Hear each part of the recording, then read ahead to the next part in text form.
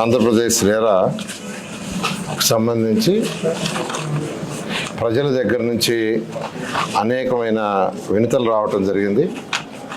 వాటి మీద యాక్చువల్గా ఈరోజు నేను రేరా ఆఫీస్లో ఈరోజు వాళ్ళకి సంబంధించిన ఇబ్బందులు ఏదన్నా ఉంటే డిస్కస్ చేస్తామని 167 అప్లికెంట్స్కి, అంటే 167 అప్లికెంట్స్ షార్ట్ ఫాల్స్ వేస్తున్నారు. అంటే వాళ్ళు అప్లై చేసిన దాంట్లో కొన్ని షార్ట్ ఫాల్స్ ఉంటే రేరా అథారిటీ కావచ్చు, రేరా డిపార్ట్మెంట్లో ఉండేవాళ్ళు కావచ్చు, వాళ్ళు షార్ట్ ఫాల్స్ పంపించారు. అయితే వాళ్ళు యాక్చువల్గా కొన్ని కంప్లైంట్స్, కొన్ని షార్ట్ ఫాల్స్ మేము చేసిన అవి సాల్వ్ కావట్లేదని రిప్రజెంటేషన్ అది రావడం జరిగింది. దాని మీద యాక్చువల్గా ఈరోజు 167 మందికి యాక్చువల్గా ఇన్ఫర్మేషన్ ఫోన్ ద్వారా మరియు వాట్సాప్ల ద్వారా ఇన్ఫామ్ చేసాం. అది మీ టీవీల ద్వారా కూడా తెలియజేసాం. మీరు రండి, దాని మీద డిస్కస్ చేస్తామని. దాదాపు ఒక 30 మంది క్లయింట్స్ వచ్చారు. వాళ్ళలో ఒక 30 మంది ప్లస్ అసోసియేషన్ వచ్చారు. Different builder organisation state level, national లెవెల్లో ఉండేవాళ్ళు వచ్చారు. వాళ్ళతో చాలా డీటెయిల్డ్గా సెంట్రల్ యాక్ట్ ఏదైతే ఉందో, రేరాకు సంబంధించి సెంట్రల్ యాక్ట్ ఉంది. ఆ సెంట్రల్ యాక్ట్ ప్రకారం మీరు నడుచుకోవాలా, దాంట్లో ఏముండాయి, మనం ఏం చేస్తున్నాము, ఏ ఇబ్బందులు కలుగుతున్నాయని అనేక విషయాలను యాక్చువల్గా డిస్కస్ చేయడం జరిగింది. ఇందులో కొన్ని యాక్చువల్గా విషయాలు ఏదైతే వాళ్ళకి రియల్గా ఇబ్బందులు ఉన్నాయో ఆ ఇబ్బందులన్నీ తొలగేటట్టుగా వాటికి సంబంధించి ఇన్స్ట్రక్షన్ కూడా ఇచ్చాము. కొన్ని విషయాలు ఇంకా డిస్కస్ చేయాల్సింది. దానికి సంబంధించి ఇతర రాష్ట్రాల్లో, పక్క రాష్ట్రమైన తమిళనాడు కావచ్చు, కర్ణాటక కావచ్చు, తెలంగాణ కావచ్చు, మహారాష్ట్ర కావచ్చు, ఇతర రాష్ట్రాల్లో కూడా ఎలా చేస్తున్నారో ఆ డీటెయిల్స్ కూడా తీసుకురమ్మన్నాం. ఆల్రెడీ కొన్ని తీసుకొచ్చారు, డిపార్ట్మెంట్ వాళ్ళు తీసుకొచ్చారు, అసోసియేషన్ కొన్ని తెచ్చారు. ఇంకా కొన్ని దగ్గరలు ఇంకా బెటర్గా ఉందని వాళ్ళు చెప్పడం, ఆ డీటెయిల్స్ కూడా తీసుకొస్తే వాటన్నిటి మీద కూడా కమిటీ వేసి ఆ కమిటీ ద్వారా సింప్లిఫై చేస్తాం. ఏది ఏమైనప్పటికీ ఎవరైతే ఈ యొక్క అపార్ట్మెంట్లు కావచ్చు, విల్లాస్ కావచ్చు ఇవి కడుతున్నారో, వాళ్ళు అమ్ముతున్నారో, ఎవరైతే కొంటున్నారో ఆ కొనే వాళ్ళు నష్టపోకుండా చూసే బాధ్యత ఈరోజు రేరా అనేది వచ్చిందే మెయిన్గా దేనికంటే, ఎవరైతే ఈ ప్రకటనలు చూసి, బ్రోచర్లు చూసి కొంటున్నారో వాళ్ళు కొనే దాంట్లో మోసపోకూడదు. ఏదైతే బ్రోచర్లో ఇచ్చారో లేదా అగ్రిమెంట్లో చేసుకున్నారో, బ్రోచర్ కంటే కూడా ఒక వ్యక్తి ఒక డెవలపర్ దగ్గర కొంటుంటే అగ్రిమెంట్ ఉంటుంది. అగ్రిమెంట్లు ఏమి ఇస్తారో కూడా రాస్తారు నీట్గా. ఎన్ని స్క్వేర్ ఫీట్ కావచ్చు, స్టేర్ కేసులు కావచ్చు, లిఫ్ట్లు కావచ్చు, అక్కడ పెద్ద పెద్ద వెంచర్లు అయితే స్విమ్మింగ్ పూల్స్ కావచ్చు, వాకింగ్ ట్రాక్స్ కావచ్చు, జనరేటర్లు కావచ్చు, ఇవన్నీ కూడా డాక్యుమెంట్లు రాస్తారు. ఆ డాక్యుమెంట్ని రేరా ఆఫీస్కి యాక్చువల్గా వాళ్ళు సబ్మిట్ చేసి రిజిస్టర్ చేస్తే దాని ప్రకారం ఆ బిల్డర్ చేస్తున్నారు లేదా అనే చూడటం రేరా యొక్క బాధ్యత. రేరా అథారిటీ దాని మీద చట్టంగా యాక్చువల్గా యాక్షన్ తీసుకునే సిస్టమ్. దాంట్లో కొన్ని చిన్న ఇబ్బందులు ఈరోజు వాళ్ళు పడుతుంటే దాని మీద యాక్చువల్గా వాళ్ళ డిస్కస్ చేసాం. దాంట్లో రేరా మెంబర్స్ కూడా ఉన్నారు, సెక్రటరీ గారు ఉన్నారు, వాళ్ళందరితో డిస్కస్ చేసాం. దాదాపు మెజారిటీ క్లారిఫై చేసాం. ఒక 4-5 ఇష్యూస్ ఉంటే వాటి మీద మళ్ళా ఇంకొక 10 days కూర్చుంటాం. ఈ లోపల ఇతర రాష్ట్రాల్లో కూడా ఎలా జరుగుతుందో ఆ డేటా తెప్పించమని ఈరోజు చెప్పడం జరిగింది. ఈ రేరా అనేది యాక్చువల్గా 2016 యాక్చువల్గా చట్టం అమల్లోకి వచ్చింది. దాని రూల్స్ 2017 నుంచి పెట్టాం. అప్పుడు తెలుగుదేశం గవర్నమెంట్ ఉండేది 2014-19లో. దీంట్లో ఒక మెయిన్ ఏంటంటే దాదాపు 167 అప్లికేషన్స్ పెండింగ్ ఉన్నాయి. 167. ఇవన్నీ కూడా ఎటువంటి పరిస్థితుల్లో కూడా ఈ మంత్ ఎండ్కి క్లోజ్ చేయాలని యాక్చువల్గా అధికారులకు ఆదేశించారు. కావాల్సింటే 2-3 మీటింగ్లు పెట్టుకుంటాం. ఇవాళ డేట్ 6. మీరు అథారిటీ మీటింగ్లు కూడా వీక్లీ 2 పెట్టుకోమని చెప్పాను. వీక్లీ 2 పెట్టుకొని అవి కంప్లీట్ చేయండి. ఎందుకంటే గత ప్రభుత్వంలో ఎన్నో ఇబ్బందులు పడ్డారు. ఆ ఇబ్బందులన్నీ ఓవర్కమ్ కావాలంటే ఇది చేయక తప్పలేదు. ఖచ్చితంగా బిల్డర్స్ అందరూ చెప్తున్నాను, ఈ నెలాఖరు లోపల మీ 167 పెండింగ్లో ఉండే వీలైనంత మ్యాక్సిమం కంప్లీట్ చేస్తాం. అయితే ఏదైతే వాళ్ళు షార్ట్ ఫాల్స్ ఇచ్చారో ఆ షార్ట్ ఫాల్స్ అన్ని సబ్మిట్ చేయమని చెప్పాను. ఇది ఎక్కువగా ఆఫ్లైన్లో జరుగుతుంది.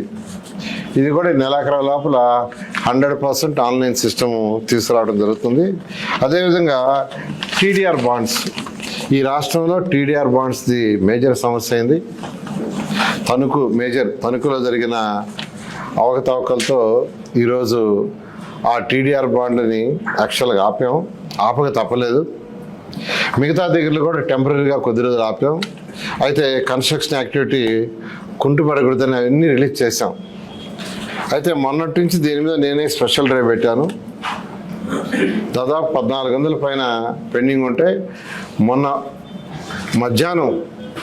మధ్యాహ్నం అంటే సండే కాదు, ఫ్రైడే మధ్యాహ్నం నేను కాన్ఫరెన్స్ తీసుకొని డిస్కస్ చేశాను. మళ్ళీ ఫ్రైడే ఈవినింగ్ కూడా డిస్కస్ చేశా, all municipal commissioners video conference. Saturday మళ్ళీ ఈవినింగ్ 6 గంటలకి వీడియో కాన్ఫరెన్స్ డిస్కస్ చేశాను. ఇవాళ కూడా ఈవినింగ్ 6 o'clock డిస్కస్ చేస్తున్నా. దాదాపు 40% క్లియర్ చేశారు, దాదాపు 40%.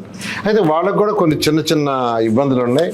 ఆ ఇబ్బందులకు కావాల్సిన సొల్యూషన్స్ కూడా చెప్పడం జరిగింది. ఇవాళ ఈవినింగ్ కూడా 6 గంటలకి కాన్ఫరెన్స్ ఉంది. మొత్తం రాష్ట్రంలో యాజ్ ఇట్ ఈస్గా 822 పెండింగ్ ఉన్నాయి. 822 టీడీఆర్లు పెండింగ్ ఉన్నాయి. అందులో వెరిఫికేషన్ 321 ఉన్నాయి. అంటే ఫీల్డ్ మీద పోయి వెరిఫై చేయాల్సినవి. ఫ్రెష్గా అప్లై చేసిన 501.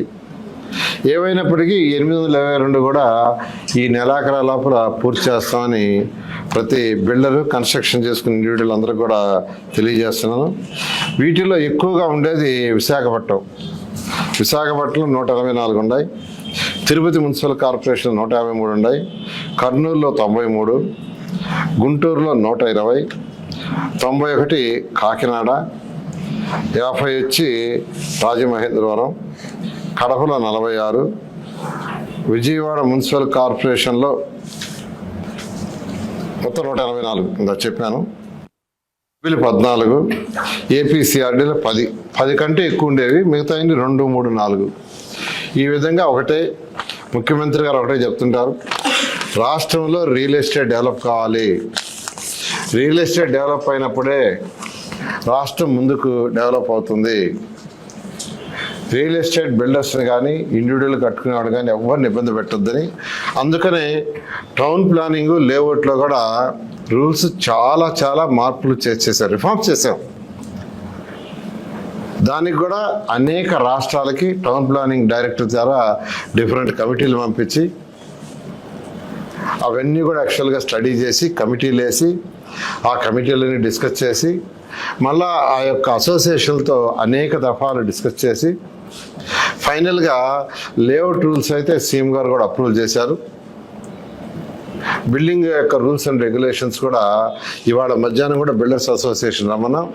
అవి కూడా చేసేసి 2 రోజుల్లో ఆ రూల్స్ కూడా యాక్చువల్గా రిలీజ్ చేస్తాం. ఈ విధంగా ఈ రాష్ట్రంలో బిల్డింగ్ కట్టుకునే ఎవరు కూడా ఇబ్బంది పడకుండా చేస్తున్నాం. అయితే నేను అందరికీ చెప్పేది ఒకటే, రూల్స్ని సెంట్రల్ యాక్ట్ ప్రకారం ఏది చేసినా సెంట్రల్ యాక్ట్ ప్రకారం, సెంట్రల్ యాక్ట్లో ఉండే ఏది కూడా తూచా తప్పకుండా లిబరలైజ్ చేస్తున్నాం. మీరు కూడా ఇల్లు కట్టుకునే వాళ్ళు కానీ బిల్డర్స్ కానీ ఎవరైనా ఆ రూల్స్ అండ్ రెగ్యులేషన్స్ నిక్కచ్చిగా పాటించండి. అలా కాకుండా ఉంటే అధికారులు వాళ్ళు చేయాల్సిన యాక్షన్ వాళ్ళు చేస్తారు. అందువల్ల దయచేసి రాష్ట్రంలో ఉన్న ప్రతి ఒక్కరిని ఇల్లు కట్టుకునే వాళ్ళని ఎవరినైనా నేను ఒకటే రిక్వెస్ట్ చేసేది, మీకు ఇబ్బంది లేకుండా రూల్స్ అండ్ రెగ్యులేషన్ చేసాం. సెంట్రల్ యాక్ట్ ప్రకారమే, అక్కడ డీవియేషన్ లేదు. మీరు కూడా దానికి తగ్గట్టుగానే రూల్స్ అండ్ రెగ్యులేషన్స్ పాటించాల్సిందిగా నేను రిక్వెస్ట్ చేస్తాను. Thank you. సార్ డిపిఎస్సి ఎంట్రెన్స్కి సంబంధించి ఎప్పుడో 2018-19 నుంచి ఆ తర్వాత మీరు చెప్పినట్టు డిఎడ్ ఐడియా చాలా ఉంది. అట్లాంటి వాటికి మళ్ళీ ఏమైనా ఇచ్చి యాక్చువల్గా ఏంటంటే వాటి విషయం సంబంధించి కోర్టు ఒక డైరెక్షన్ ఇచ్చింది. అందువల్ల దాన్ని యాక్చువల్గా సెక్రటరీ గారు తర్వాత లీగల్ ఒపీనియన్కి ఇచ్చున్నాం. వాళ్ళు స్టడీ చేస్తున్నారు. దాని మీద క్లారిటీ వస్తే దాని మీద ముందుకు పోతుంది. ఎందుకంటే ఒకసారి కోర్టు ఇష్యూ ఉన్నప్పుడు మన వాటికి మనం డిస్ట్రిబ్యూట్ చేసుకున్నది కాబట్టి దాన్ని పరిశీలి చేస్తున్నాం. Thank you.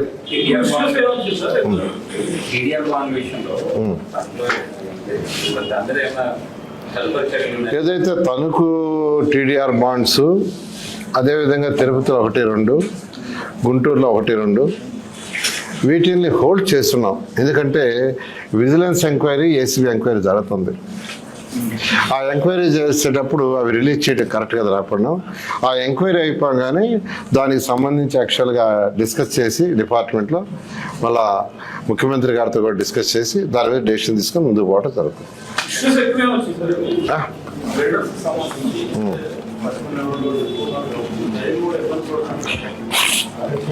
అంటే ఇక్కడ ఎక్కువగా ఏంటంటే ఈ రేరాలో వచ్చిన మెజారిటీ ఇష్యూస్ ఏంటంటే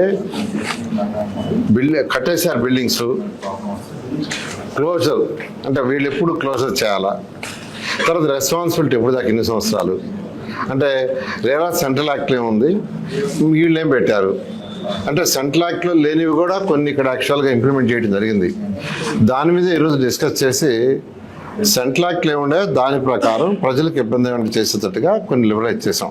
మెయిన్గా వాళ్ళు అడిగే వాటిలో కొంత జెన్యూనిటీ ఉంది.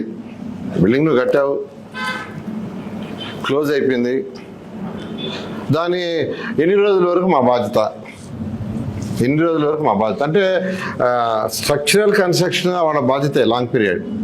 అట్ట కాకుండా దాంట్లో జనరేటర్ పెట్టారు, దాంట్లోకి వచ్చి ఓనర్స్ జాయిన్ అయ్యారు, కొన్నవాళ్ళు అసోసియేషన్ ఫామ్ అయింది, జనరేటర్ మధ్యలో చెడిపోతుంది ఫ్రీక్వెంట్గా, ఎవరి బాధ్యత? గ్యారంటీ ఉంది కొనడానికి, ఆ గ్యారంటీ అసోసియేషన్కి ఇచ్చాం, అది అసోసియేషన్ వాళ్ళు చూసుకోవాలి. కానీ మా బిల్డర్స్ మీద కేసులు వేస్తే అట్లా ఇలాంటి చిన్న చిన్న ఇష్యూస్ ఉంటే వాటన్నిటికి కూడా క్లారిటీ ఇచ్చాం ఎలా చేయాలనేది. అది ఇబ్బంది పెడుతున్నారు అంటే ఒక కేసు వచ్చింది యాక్చువల్గా. ఆ కేసులో ఏంటంటే వాళ్ళు డబ్బులు పూర్తి కట్టలా, 20 లక్షలు కట్టాలని యాక్చువల్ డెసిషన్ కూడా ఇచ్చారు. ఇది రేరా వాళ్ళని ఇచ్చింది అథారిటీ. రేరా అథారిటీ ఎవరైతే కంప్లైంట్ చేశారో రిజిస్ట్రేషన్ చేయలేదని వాళ్ళకి రేరా అథారిటీ 20 lakhs బ్యాలెన్స్ ఉంది, ఈ పే 20 lakhs వాళ్ళు చేస్తారని చెప్పారు. దాని మీద యాక్చువల్గా రేపు 21వ తేదీ మళ్ళీ అథారిటీ కూర్చుంటుంది. ఆ రోజు వాళ్ళని పిలిచి యాక్చువల్గా దాన్ని డిస్కస్ చేస్తాం. యాక్చువల్గా బేస్తారం రోజు రిలీజ్ చేస్తాం. థర్స్డే టైం పెట్టాము. థర్స్డేకి యాక్చువల్గా ఫైనల్గా all rules and regulations regarding buildings and layouts ఏదైతే రిఫార్మ్స్ చేసామో అది కూడా సెంట్రల్ యాక్ట్ ప్రకారం ఏదైనా చేసామో అవన్నీ కూడా రేపు థర్స్డే యాక్చువల్గా రిలీజ్ చేయడం జరుగుతుంది. జీవనోపాధి ఓకే. బిల్డర్స్ యాక్చువల్గా వచ్చి మేము కొన్ని ఇబ్బందులు పడుతున్నాం సార్, మీరు యాక్చువల్గా దాని మీద పర్సూ చేయమంటే ఈరోజు నేను సెక్రటరీ గారు తర్వాత మెంబర్స్ కూడా వచ్చారు. వాళ్ళ ప్రజెన్స్లో యాక్ట్ కూడా చదివి యాక్ట్లో లేని కొన్ని పెట్టుకున్నారు, యాక్ట్లో లేనివి పెట్టుకున్నారు. యాక్ట్లో లేనివన్నీ ఎందుకు పెట్టారు నేనే క్వశ్చన్ చేశాను. వాటిల్లో మెజారిటీని యాక్చువల్గా తీసేయటం జరిగింది. అవన్నీ తీసేసినప్పుడు వాడికి ఇబ్బంది ఉండదు. ఇంకోటి ఎక్కువగా మాన్యువల్ చేస్తున్నారు, మాన్యువల్ తీసేసి ఆన్లైన్ చేయమన్నాను. దానికి కూడా సెక్రటరీ గారు కమిట్ అయ్యారు. ఎప్పుడు సార్ చెప్పండి టీవీలో ముందు చాలా ఉన్నాయి. యాక్చువల్గా మీరు చెప్పింది 100% కరెక్టు.